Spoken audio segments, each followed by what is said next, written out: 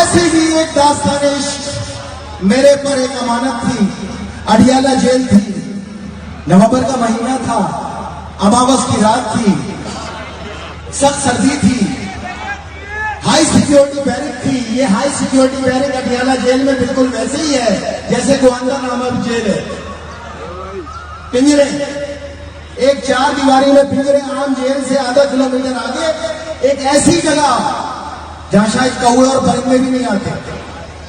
اور ایک دن اتفاق ہوا کہ بے شمار لوگ جیل کے اندر داخل ہونا شروع ہوئے, ان سب کو ہائی سیکیورٹی بیرک کے اندر شفٹ کرنا شروع کیا. رات 10:30 بجے سے لے کے صبح فجر تک 1 مہینہ 13 دن جو قادری صاحب یا منقبتیں پڑھ رہے تھے, وہ منقبتیں رات 10:30 بجے شروع ہوتی تھی اور صبح فجر تک چلتی تھی.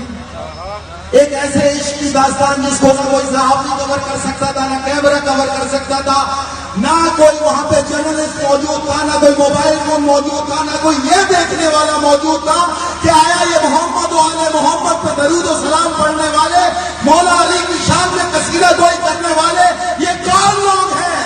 اور جب کھانا دینے والے سے میں نے استغفار کیا کہ یہ کون لوگ ہیں, تو اس نے کہا تحریک لبیک پاکستان کے کارکنان گرفتار کر کے لائے گئے. کسی کی میراث نہیں, جو قانون اور آئین کے دائرے میں چلے گا وہ سلاخوں پر, لیکن محمد و آل محمد کا ذکر کرنے والا کبھی دہشت گردی ہو سکتا ہے, یہ میرا ایمان ہے.